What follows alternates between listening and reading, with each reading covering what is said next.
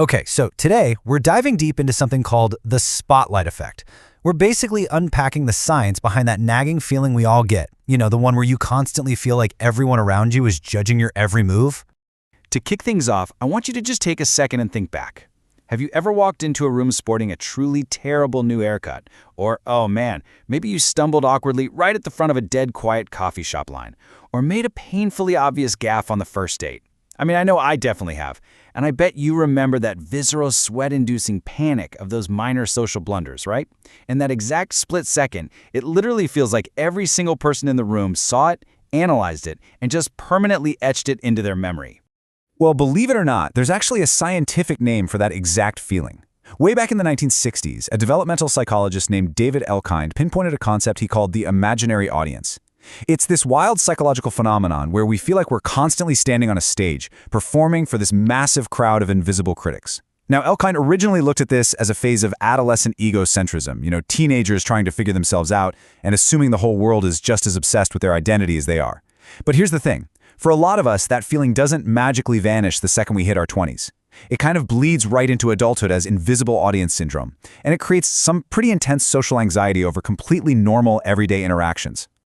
And that brings us directly to a closely related concept, which is known as the spotlight effect. Basically, this is an egocentric bias, where we genuinely believe the social spotlight is shining way, way more brightly on us than it actually is. And guys, I want to be clear here. This isn't just all in your head in some dismissive way. Your actual human nervous system reacts to this perceived social scrutiny and negative evaluation exactly the same way it reacts to physical danger. Like, when you feel judged, your brain's threat systems just light up. You are biologically wired to care. But the catch is, your brain is dramatically overestimating the actual threat. To prove just how wildly our brains overestimate this stuff, let's look at a classic and honestly hilarious piece of psychological research. I kind of like to think of this as the ultimate psychological prank, pulled off by researchers Thomas Gilovich, Victoria Husted-Medvec, and Kenneth Savitsky. They designed this brilliant experiment to test this exact egocentric bias on a group of completely unsuspecting college students.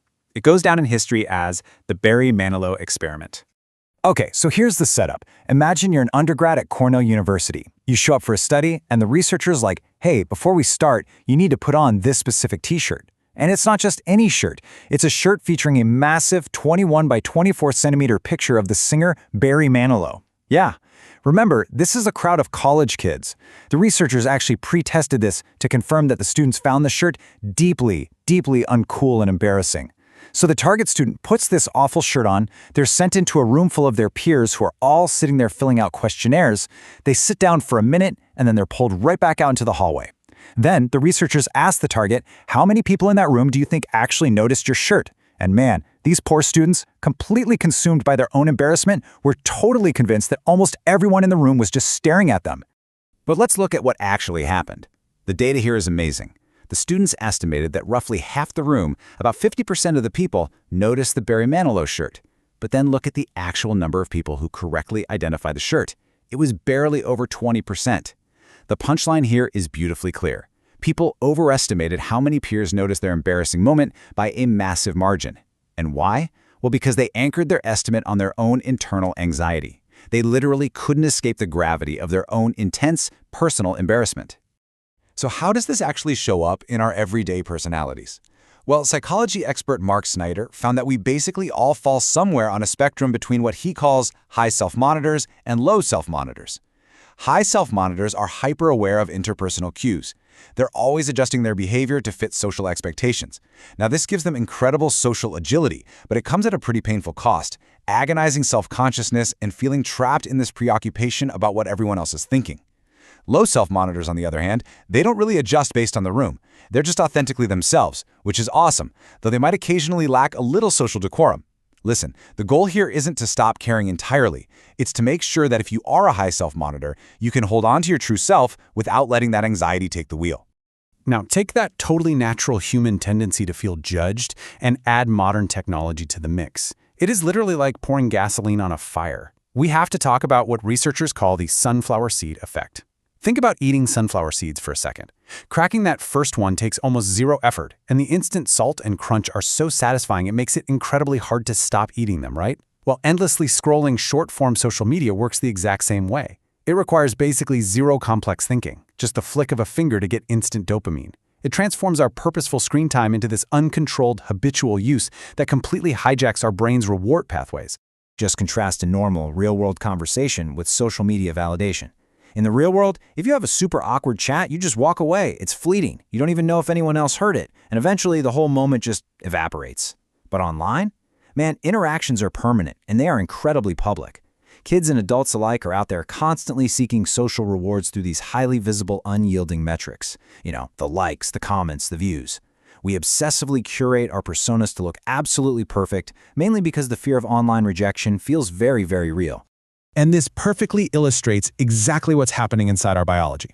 Let's break down the neuroscience just a little bit here. During adolescence, a part of your brain called the ventral striatum undergoes this massive multiplication of receptors for dopamine and oxytocin. This makes us hypersensitive to attention and admiration. Literally every like triggers a dopamine release that is comparable to drug use. But on the flip side, when we experience online rejection or exclusion, a totally different area, the dorsal anterior cingulate cortex, lights up with intense activity. These are the exact same regions associated with strong emotional distress and depression. Our brains are quite literally treating social media metrics like a matter of actual survival. So let me just break the fourth wall here and ask you a serious question. Is it actually realistic to expect everyone to like you all the time? Of course not. No way. So if we know that our brains naturally overestimate judgment, and we know that our screens are basically exploiting that vulnerability, how do we escape the spotlight? Let's pivot away from the problem and dive into some actionable, science-backed solutions to help you stop feeling so judged when you're out in public. The first strategy comes straight from acceptance and commitment therapy. It teaches us to intentionally shift our focus outward. When you walk into a room, instead of immediately asking, "Oh man, how am I being judged right now?" you need to stop and ask, "What actually matters to me in this moment?" You anchor your behavior to your core values. So, speaking up in a work meeting stops being this performance where you're trying to look impressive to your boss, and it starts being about genuinely contributing a helpful idea. Posting your work online becomes about sharing knowledge, not just farming for approval. Having a sense of purpose fundamentally calms your fear because it redirects your brain's prefrontal networks away from constantly surveying yourself. Strategy number 2 involves cognitive behavioral therapy, or CBT. Since we know your brain wildly overestimates social risk, you literally have to prove it wrong by collecting fresh data. And you do this by running small, low-stakes experiments. Try sharing an imperfect idea at work. Ask a question you genuinely don't know the answer to. Express some mild disagreement in a conversation. Or hey, try posting something online without spending an entire hour over-editing it. But here's the trick. Before you do it, explicitly state your fear out loud. Say, "I predict they're going to think I'm totally incompetent." Then, just observe what actually happens. 99 times out of 100, that catastrophic judgment never comes. You are literally updating your brain's internal threat estimates with actual real-world data. This directly combats a cognitive distortion known as mind reading, which is where we falsely assume we know exactly what other people are thinking. To beat this, you gotta follow a few steps. First, identify the anxious thought when it pops up. Second, weigh the emotional costs. Realize that this fake mind reading is just keeping you stuck in a terrible self-critical loop. Third, test the thought. And step 4, this one's vital. Try acting exactly opposite to the fear. If your fear of judgment makes you want to withdraw, shrink down, and avoid eye contact, do the exact opposite. Approach people, say hello, offer to collaborate. You break the cycle by doing the very thing that imaginary audience is screaming at you not to do. Now, a really crucial point is figuring out how to handle the feedback we actually do end up receiving. And for this, we can look straight to Stoic philosophy. When someone gives you feedback, you have to separate the purely objective facts from the subjective, emotional opinions. If someone disparages you, try to get curious instead of defensive. Listen closely for the factual data you can actually use to learn and grow. But, and this is key, leave the purely subjective, emotional opinions completely to the other person. That is just a thought floating in their mind, and it does absolutely nothing to change your intrinsic value. As the Buddhists teach, constantly attaching our self-worth to the opinions of others is just a guaranteed way to suffer. Finally, you have to practice some self-compassion. If you do make a social blunder, if you do accidentally trip in that super quiet coffee shop line, don't instantly activate your harsh inner critic. Acknowledge that the moment was stressful. Offer yourself a supportive perspective, something simple like, "Hey, you know what? Most people feel awkward sometimes." And then try to identify just one learning point. By responding to your mistakes with compassion instead of anger, you actually engage your brain's safety mechanisms. You are literally teaching your nervous system that social errors are perfectly survivable and not some existential danger. Once you do that, the fear of evaluation completely loses its power over you. And honestly, this brings us to an absolute drop-the-mic insight from the Roman Emperor Marcus Aurelius. He wrote this: "I have often wondered how it is that every man loves himself more than all the rest of men, but yet sets less value on his own opinion of himself than on the opinion of others." Just let that sink in for a second. It perfectly highlights the absolute absurdity of valuing some stranger's fleeting thought over our own inherent self-worth. Which leaves us with one final thought. The imaginary audience? It isn't real.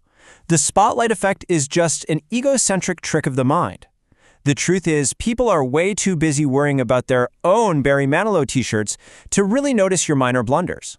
So, if the spotlight is mostly all in your head, what is genuinely stopping you from living completely authentically today?